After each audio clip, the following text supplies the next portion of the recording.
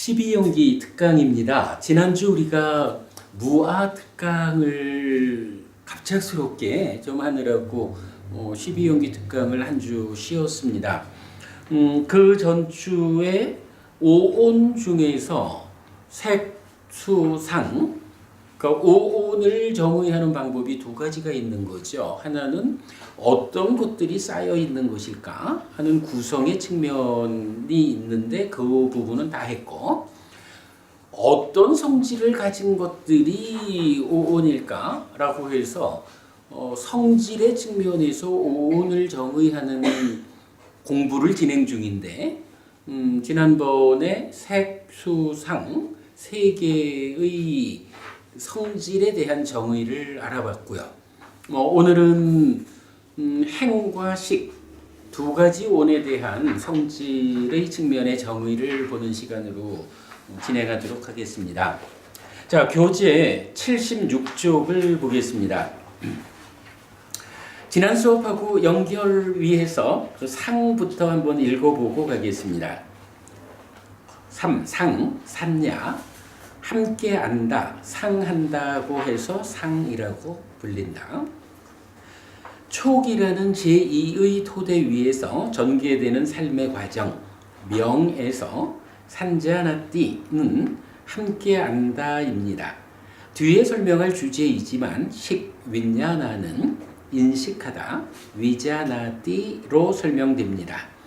분별해서 아는 일을 하는 것입니다. 그런데 식은 혼자 인식하지 않습니다. 삶의 과정에 진행되는 두 번의 인식작용에서 한 번은 욕탐, 즉 지금 삶의 행위자인 심과 함께 인식하고, 한 번은 상, 즉 삶의 과정에서 잠재한 경향과 함께 인식합니다. 인식작용이 하나의 객관에 대한 두 공동주관의 동시작용으로 진행된다는 것은 삶의 이해에 있어 가장 중요한 사실이라고 보아야 합니다.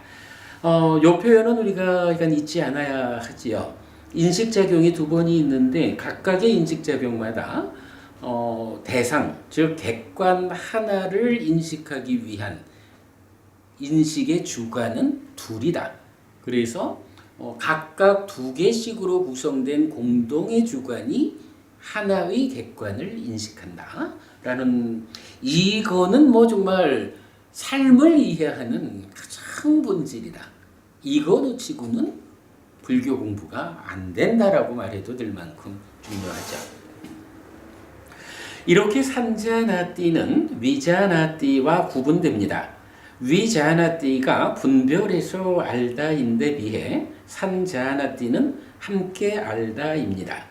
출산된 시기, 수를 인식하는 두 번째 인식 과정에 삶의 과정에서 잠재한 경향이 참여함으로써 가래의 형성 또는 자기화 과정이 진행되어 자기화된 마음으로의 가래를 만듭니다.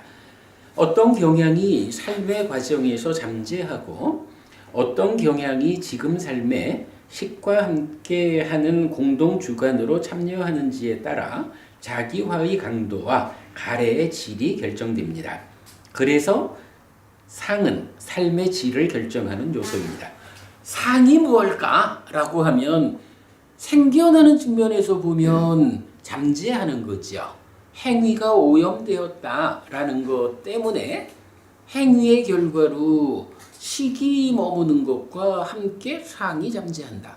이렇게 잠재해서 쌓이는 것이 상인데, 이렇게 잠재된 상이 무슨 일을 할까라고 하면 인식작용의 공동주관으로 참여하면서 구체적으로 대상을 분별하는 일은 식인데, 그 분별하는 일에 함께 참여해가지고 분별된 결과의 질을 결정한다.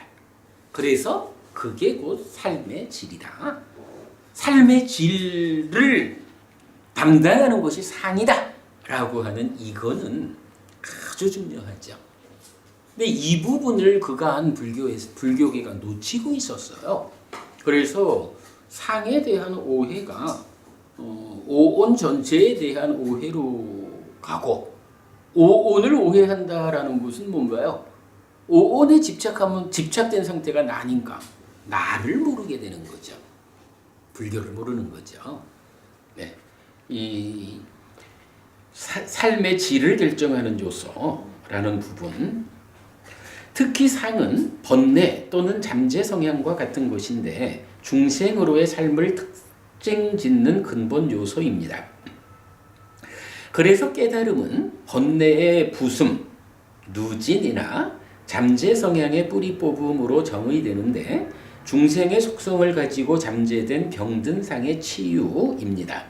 마찬가지로 수행은 번뇌를 부수고 잠재 성향을 뿌리 뽑음에 의해 가래의 형성 또는 자기화 과정이 제어되어 자기화가 해소되고 가래가 부수어지는 것으로 완성되는 것입니다.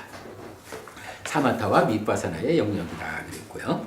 이런 이해에 의해서 산자나띠 띠코 비카웨 따스마 산야띠 우짜띠를 함께 안다, 상한다고 해서 상이라고 불린다 라고 번역하였습니다. 자, 지난주에 요 상에 대한 이야기까지를 하고 그러면서 제가 그런 말씀을 드렸죠. 사실 이렇게 상을 자체적으로 이해하는 거 가지고 상을 전체적으로 알기는 어렵습니다. 이어서 공부할 행을 이해하는 작업을 통해서 상과 행은 함께 서로 보완적으로 이해되어야 한다라는 부분은 말씀을 드렸죠. 자, 이어서 오늘은 행에 대한 이야기 시작하겠습니다. 자, 우선 좀 읽어보면요. 행들, 상카라. 요 상카라 할 때 A가 장음으로 끝난 거 복수라는 거였죠. 유위에서 형성한다. 고해서 행들이라고 불린다. 촉이라는 제2의 토대 위에서 전개되는 삶의 과정, 명에서 설명되는 상카따 마비 상카론띠는 상카따 마비 상카로띠의 복수형인데 단수의 인식 과정에서 이어지는 복수의 행위 과정을 나타낸다고 이해한 바 있습니다. 그리고 상카따 마비 상카로띠는 상카따 아비 상카로띠여서 상카따와 아비 상카로띠가 복합된 말입니다. 유위라고 번역된 상카따는 가래의 형성 또는 자기화 과정에서 이해해야 합니다. 출산된 시기 수를 인식하는 과정에 중생의 속성을 가지고 잠재된 병든 상이 번뇌라는 이름으로 참여하면 가래의 형성 또는 자기화 과정 안에서 탐진치가 형성되고 자기화된 마음으로의 가래를 만들게 되는데 이런 삶의 상태를 상카따, 유위라고 부릅니다. 즉 중생으로의 삶입니다. 반대말인 아상카따, 무위가 무탐무진 무치이고 열반의 동의어인 점을 감안하면 적절한 해석입니다. 그리고 아비상카로띠는 형성작용입니다. 라고 했어요. 뭐니 해도 뭐 경전이 어떻게 설명하고 있을까 하는 부분을 이해해가는 것이 공부의 중심이겠죠. 자, 행이라는 거, 유독 행은 복수로 쓰인다 그랬죠. 그래서 상카라, 원래는 상카라 하면은 행 이래 되는데 여기에 장음으로 해서 상카라 복수를 만들어졌다라는 거죠. 그리고 이 상카라가 무엇이냐? 지난번 구성의 측면에서 상카라 어떻게 정의가 됐었나요? 상카라는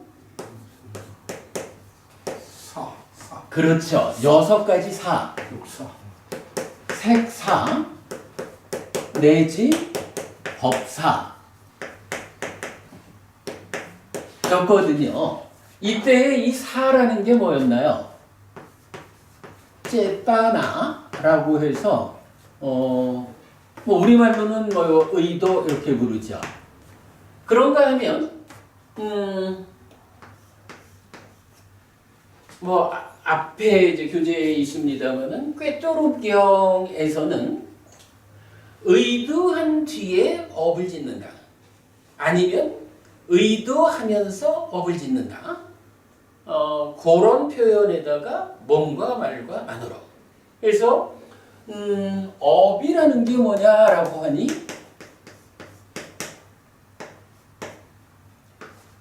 의도 이후에 신구의 상업을 짓는다.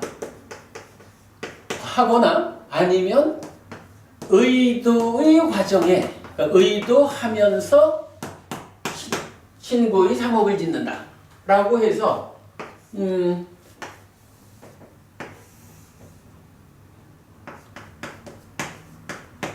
신구의로 업을 짓는 것이 의도 다음에 있다. 이렇게 표현하기도 하고 아니면 신구의로 업을 짓는데 이것이 그대로 의도의 과정이다.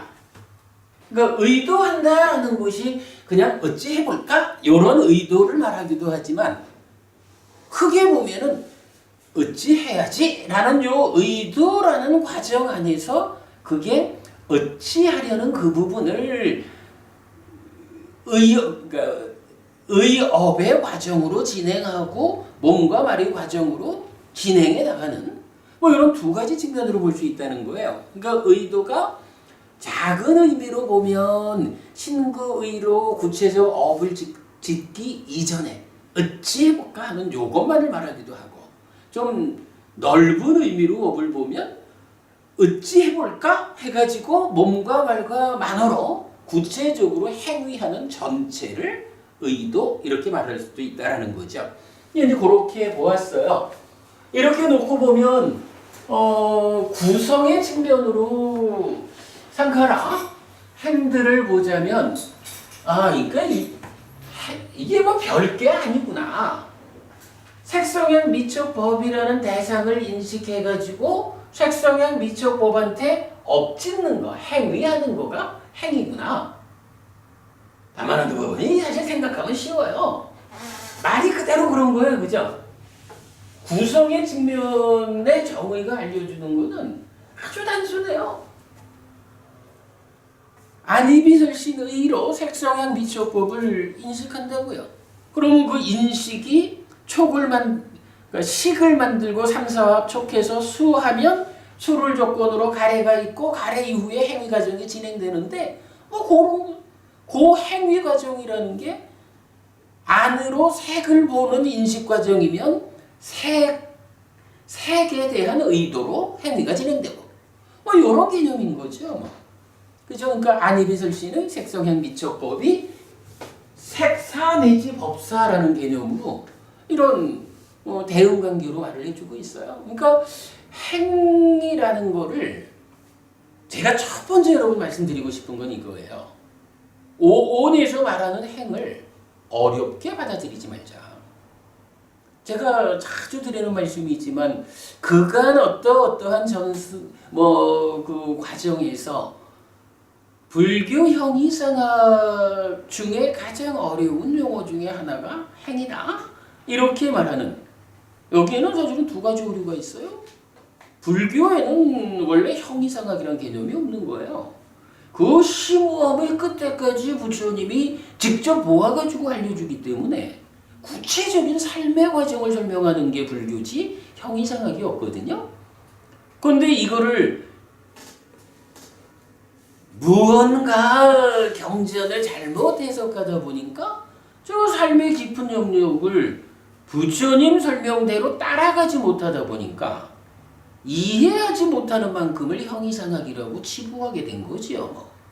그래서 형이상학이라는 이 자체가 하나 잘못된 거고 그 가운데 행이 제일 어렵다 라고 말하는 이것도 사실은 행이 전혀 어려울 게 없다라는 측면으로 볼 때 역시 옳은 거예요. 근데 사실은 행은 내가 구체적으로 살아가는 가운데 보고 듣고 냄새 맡고 맛보고 인식하는 이런 6가지의 감각 과정, 그 인식의 과정이 그대로 행위로 이어지면 인식 대상한테 의도하는 거. 의도한다라는 말이 의도한 뒤에 뭔가 만어로 업을 짓는 것이든 아니면 의도한다라는 이 말 자체가 신구의 삼업을 다 담고 있는 거든 뭐 어쨌든 하나로 보면 행위하는 거잖아요. 업 짓는 거잖아요. 업 짓는 과정 이거를 행위라고 하는 거예요. 제가 알건 여러분 행에 대한 첫 번째 안내 말씀, 행은 어려운 게 아니다. 네? 이 개념 보고 가자고요. 그래서 이제 이게 뭐 구성의 측면에서 그렇게 정의가 되었다는 거예요. 그런데 사실은 이 행이 어려워진 이유는 있어요. 자, 방금 이제 교재에서 읽은 거지만, 이제 구성 대신에 지금 이제 우리는 성질의 측면에서 오늘 정의하는 중이잖아요. 자, 성질과 관련해 가지고는 어떻게 행위 정의되느냐라고 하니까 바로 상카따 마비 상카론티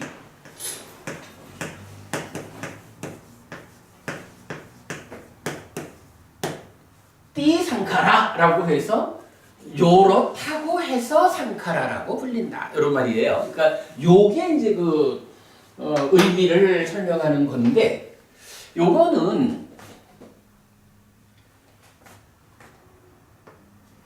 아비상카론띠라는 단어가 일단은 알려져야 돼요. 요거는요. 요 N자가 하나 있거든요. 이 N자를 빼면, 그러니까 N자 없는 상태로 보면 아비상카로띠예요. 이게 이제 원래 아비상카로띠라는 단어가 뭐 우리말로 쉽게 표현하자면 형성하다라는 단어거든요. 그리고 여기에 어쨌든 행은 복수잖아요. N자를 붙여가지고 이게 이제 이건 파일리어 문법이에요. 요 N이 붙어가지고 복수가 된 거예요. 그러니까 아비상카로띠가 복수가 되어서 아비상카론띠 N이 붙어서 론띠가 된 거예요. 이런 부분 딱 그것뿐이야. 근데 이제 행을 어렵게 보는 이유는 형성하다라는 요 표현은 그대로 업을 지으면 아까 보니 우리가 잘 아는 거죠. 행위가 지어지면 그 행위가 얼마만큼 탐진치에 오염된 상태냐, 오염된 업이냐에 따라서 상이 잠재하고 식이 머무는 이런 결과를 만들죠. 욕계 중생 수준의 오염된 업을 지으면 상은 뭐 그대로 욕상 이렇게 이제 잠재를 하겠죠. 그리고 식은 욕계에 식이 머문다라고 해서 욕계 중생의 식을 머물게 해서 쌓는단 말이죠. 이제 이런 거기 때문에 형성한다라는 말은 그대로 결과를 만든다. 이렇게 우리가 이해를 하면 됩니다. 그리고 이 결과가 상을 잠재하는 것, 식을 머물게 하는 것. 뭐 이건 물론 뭐 다른 측면에서 말하면 과라는 거, 과와 보라는 측면이 또 좀 함께 좀 결과라는 측면에서는 우리가 고려를 해야 되겠지만 그냥 메커니즘적으로는 그냥 요 생략하고 상과 식이라는 결과를 만드는 그게 형성하는 일이다. 그렇게 보면은 되겠어요. 그런데 그러니까 그렇게 단순히 업을 지어가지고 결과를 만드는 것이 행위다 라고 구성의 측면에서 이해를 했는데 이제 성질의 측면에는 요 앞에 요 말이 하나가 더 들어가 있는 거예요. 상카따엠. 사실은 요 부분의 문제 때문에 행이 어려워요. 근데 사실은 뭐 안 어려워요. 안 어려운데 어려운 이유가 뭐냐 하면 이건 이유가 간단하죠. 상카타가 무언지를 알면 그러니까 형성한다. 행위를 통해서 결과를 만드는 것이 행위다. 그런데 그게 상카타라고 하는 어떤 관계에 비해서 뭐 이렇게 보면 어려울 게 없는데 상카타가 무언지를 모르면 어떻게 될까요? 형성작용이긴 한데 뭔지 모르는 상카타와 함께하는 형성작용이야. 이러면 어려워지죠. 그 문제가 있어요. 이런 상태에서 뭐 기왕 얘기하는 김에 이 부분은 우리가 좀 간단하게 좀 보고 가려고요. 요 M이라는 게 이제 하나 있어서 요게 좀 애매해요. 자, 빨리 문법적으로 보면 이제 이런 걸 하나 볼 수가 있어요. 예를 들어서 말입니다. 아버지 사진. 이렇게 우리가 표현을 한번 해볼까요?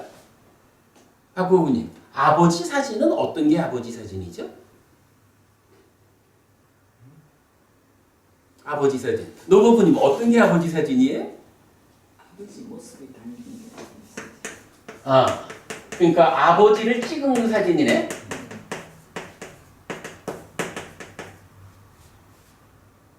맞아요?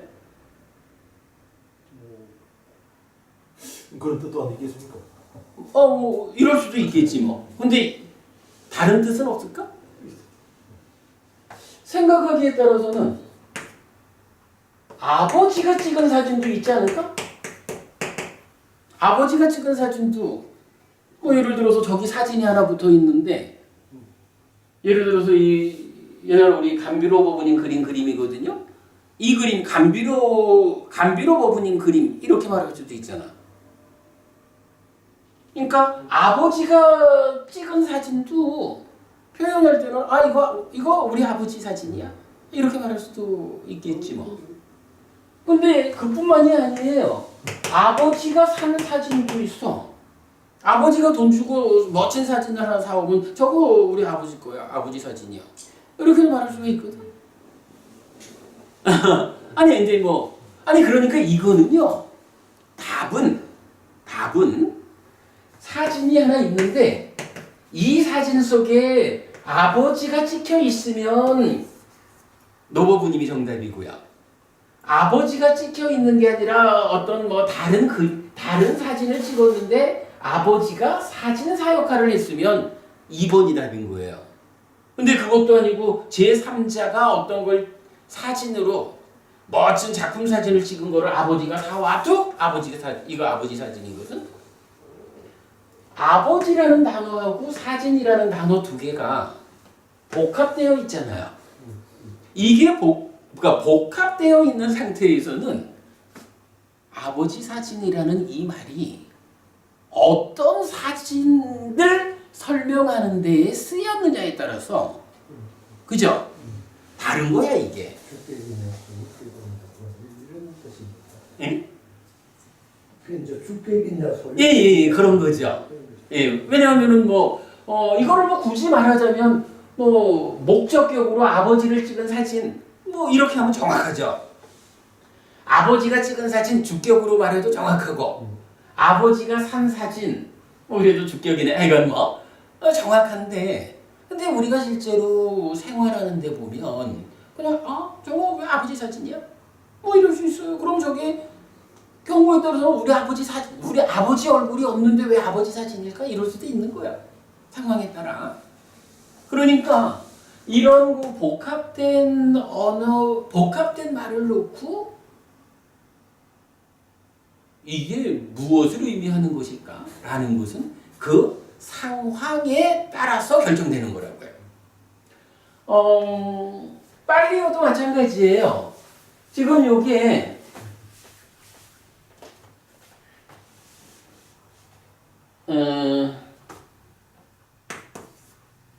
우리 이제 6차 결집본에 의하면 6차 결집본에서는 상카따라는 단어하고 아비상카론띠라는 두 개의 단어를 복합어로 연결하는데 아로 끝나고 아로 끝나니까 이게 모음끼리 연결되면 발음이 좀 어색하잖아요. 그 발음 부분을 완충하기 위해서 M을 하나 넣은 거예요. 그러면 이거는 상카다라는 말을 하고 형성하다라는 말을 하고 두 가지 말이 복합되어 있는 거야. 이제 이거는 상황에 따라서 아니면 부처님이 행은 이거다라고 정의를 하셨는데 부처님이 우리 삶의 가운데에 행이라고 하는 부분을 어떻게 정의하신 것일까? 그것에 대해서 이해하는 만큼 정해질 수 있는 거예요. 이거를 예를 들어서 이제 요 상카다라는 말 자체는 유위라는 말이거든요. 이건 아시는 거죠? 유위. 그래서 아상카다 앞에 부정하는 아가 붙으면 무위 이래 되잖아요.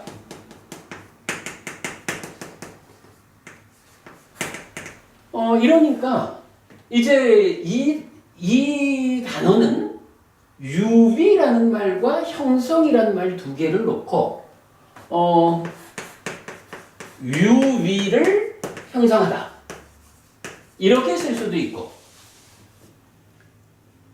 글쎄 뭐 말을 하자면 유위가 형성하다 뭐 어떻게든 쓸 수가 있는 거예요. 유위로서 형성하다 뭐 이럴 수도 있고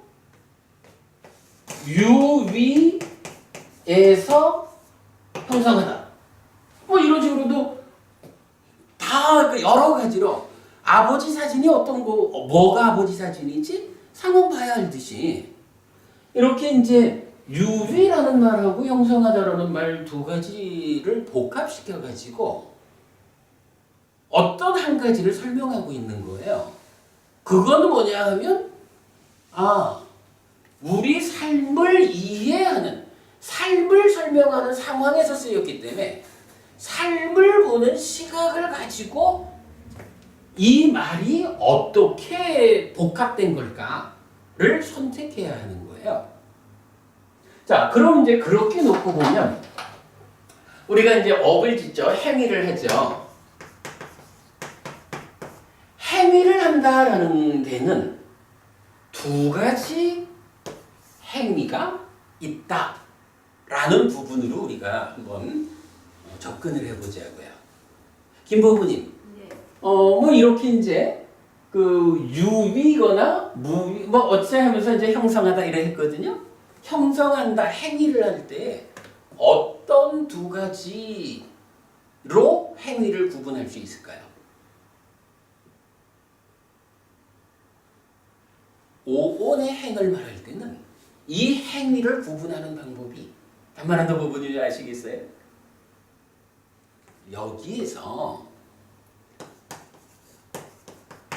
깨달은 자의 행위가 있어요. 사실 우리가 뭐 이러니까 수업을 하는 거죠. 뭐 상상이 잘 안 가는 거죠. 그런가 하면 깨닫지 못한 자의 행위가 있다고요. 이렇게 말하면 이거 말고 이 측면에서 다른 행위를 말할 수는 없잖아요. 그죠? 여기서는 깨달음을 기준으로 행위를 구분해보자. 이렇게 말하면 깨달은 자의 행위거나 깨닫지 못한 자의 행위 둘 중 어딘가에 속해야지 뭐. 깨달은 자의 행위는 다르게 말하면 뭐라고 말할 수 있을까요? 아니 먼저 깨닫지 못한 자의 행위 이거는 뭐라고 표현할 수 있을까요? 응? 아니에요. 업이라는 것은 그대로 행위예요. 그래서 행위가 깨달은 자의 행위다라고 하면 이것은 아라한의 업이 되는 거예요. 아라한도 업을 지어요? 어떤 업이냐 하면 깨달은 자의 업이야. 업이 뭐냐 하면 뭔가 말과 만으로 행위하는 거잖아요. 아라한도 몸을 내려놓고 가시기 전까지는 어쨌든 아라한도 몸을 움직이고 말을 하고 생각을 하잖아요. 그게 아라한의 행위, 아라한의 업이야. 그 부분은 우리가 분명히 알아야 되거든요. 자, 그렇다면 이제 이건 그렇고 깨닫지 못한 자의 행위를 무엇라고 할까? 김법은이 뭐 알 것 같네? 이게 유의라는 거야. 유의의 행위 이렇게 말을 하면 되겠죠. 그런가 하면 그럼 여기서 이제 유의라는 건 뭐죠? 유의라고 하는 게 우리가 알지만 무위는 무위상류도에서 정의하기를 탐진치가 완전히 부서진 거, 그래서 무탐무진 무치를 무위라고 하잖아요. 유의는 무위의 반대말이야. 그래서 이게 탐진치가 함께하는, 그러니까 탐진치의 삶이에요. 우리 낮 시간에 그거 보았잖아요. 탐진치의 삶을 유위라고 말하고 유위적인 행위 이렇게 행위를 구분하는 거고 깨달은 자의 삶은 깨달았다라는 게 그대로 무탐무진 무치잖아. 그죠?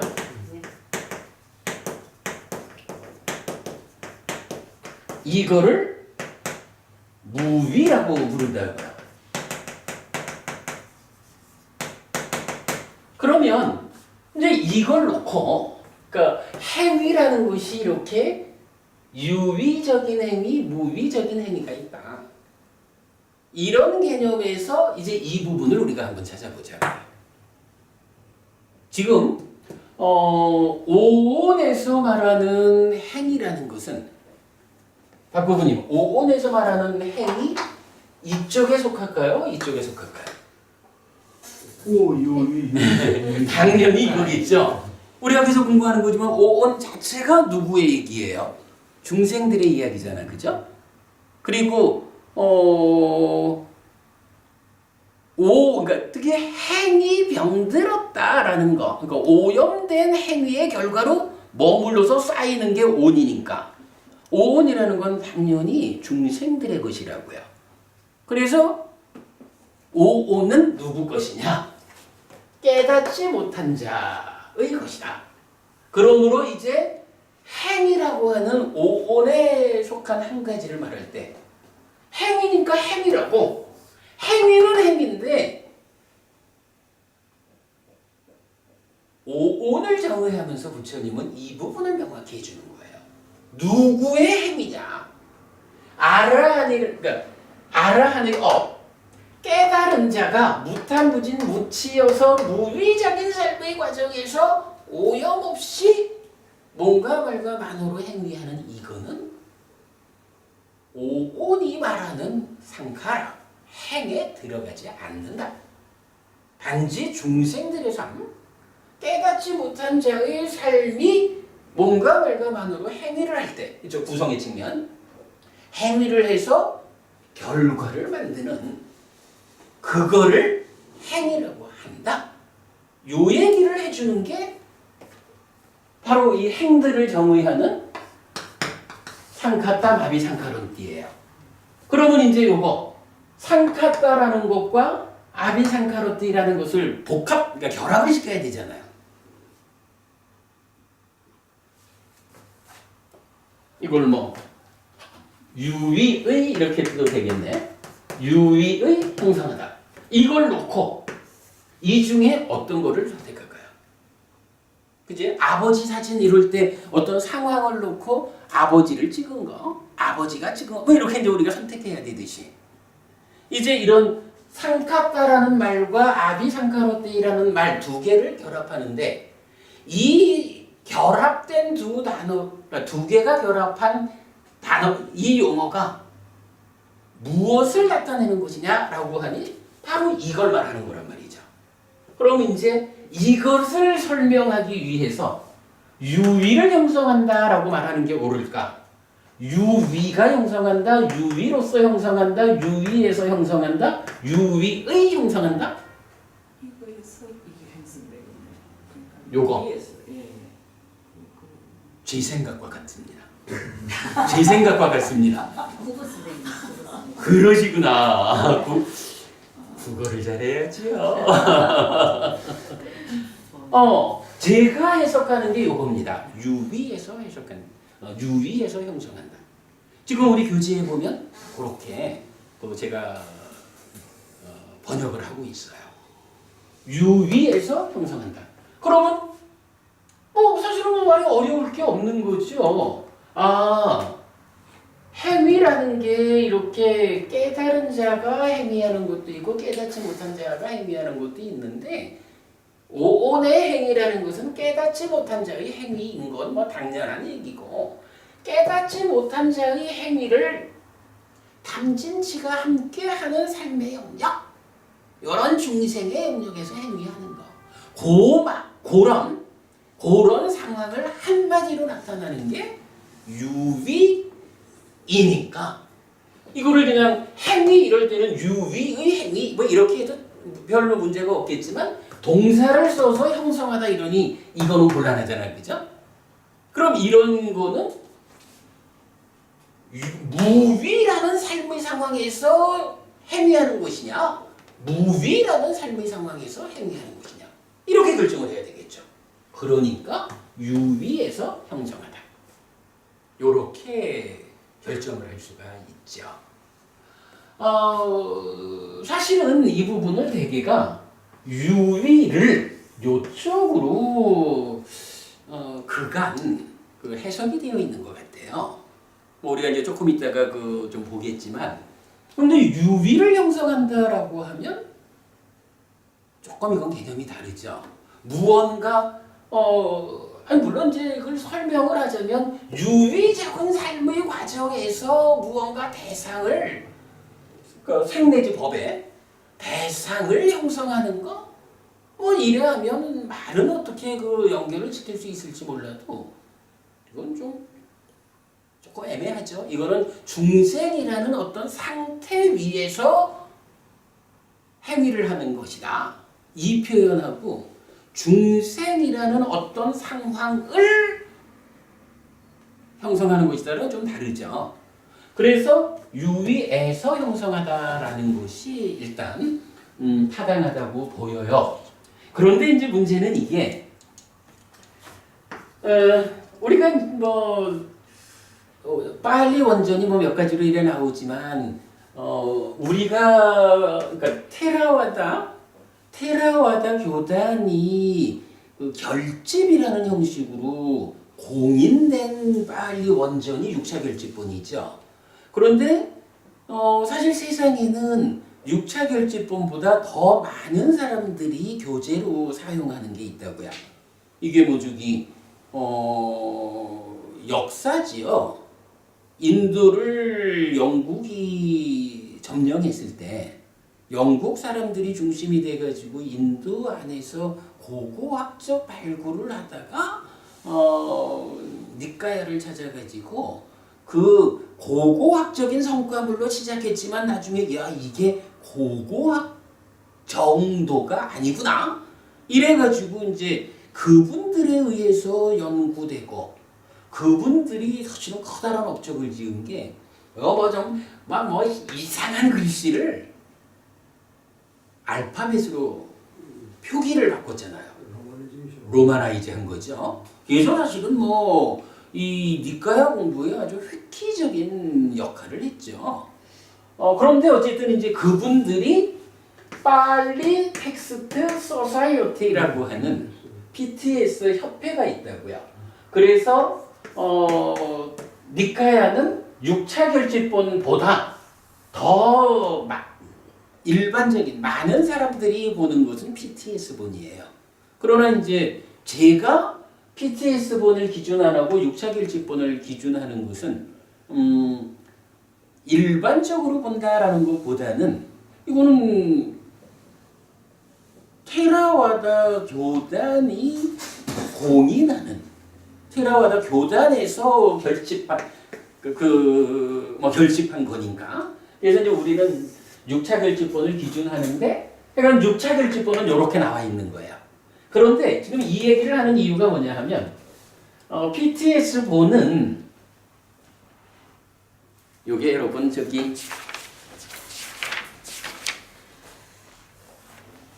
82페이지 한번 보세요.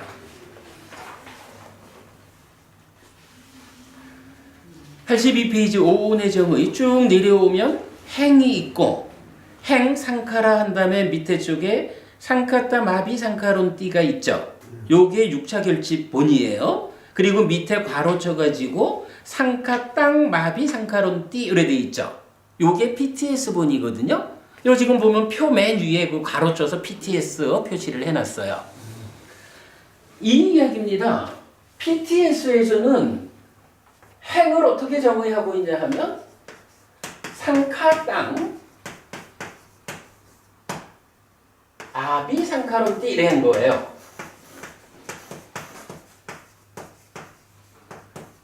아비 상카론띠는 똑같은데 상카따도 똑같은데 여기에 그냥 M을 넣지 않고 뭐 이거 이렇게 있는 요 M에 점 찍은 거를 놓아가지고 여기를 끊어줬잖아. 그죠?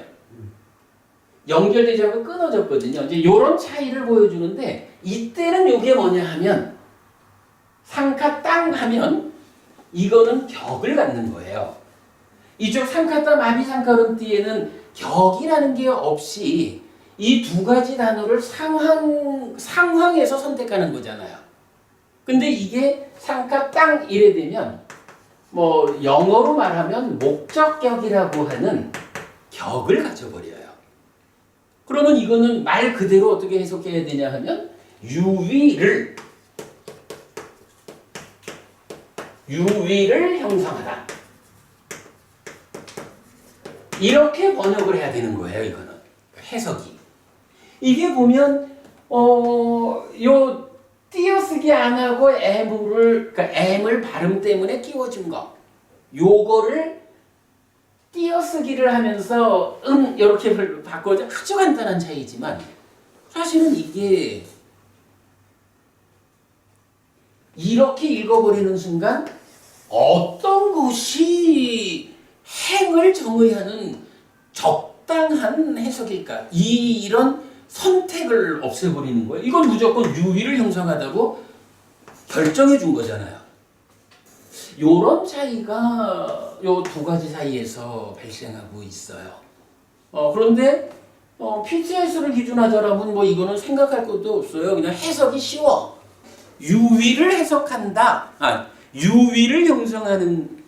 유위를 형성한다고 해서 행이라고 한다. 이렇게 쉽게 해석이 될 수 있는 거예요. 근데 해석은 쉬울지 몰라도 사실은 문제가 하나 있죠. 유위를 형성한다는 것이 무슨 뜻일까? 변포부님, 이래 되면 이제 그 문제가 생기지 않겠어요? 행이라는 게 형이상하게 되고 어려워지는 게 유위를 형성한다?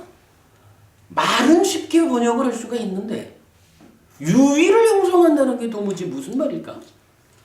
유위에서 형성한다라는 거는 아주 명확하게 부처님이 알려주는 가르침 위에서 우리가 선택할 수가 있잖아요.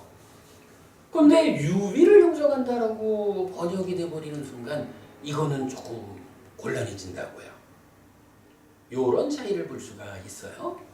좀 뭐 설명이 너무 상세했는지는 몰라도 그래도 사실 이런 뭐 중심되는 부분은 우리가 알 만큼 알고 가는 게 좋겠죠. 자, 이런 PTS와의 차이를 감안해가지고 우리는 행은 무엇냐 하면 상카따와 아비상카론띠의 복합어의 결합을 유위에서 형성하다. 이렇게 해석을 했다. 번역을 했다. 이렇게 하나를 결정짓자고요. 그런데 사실은 이렇게 놓아도 이게 우리가 행을 다 안 건 아니죠. 노부부님, 유위에서 형성하다 이렇게 하면 행을 다 안 건가요? 사실은 아닐 거야. 유위가 뭔지 아세요? 탐진치가 함께하는 탐진치의 삶이네.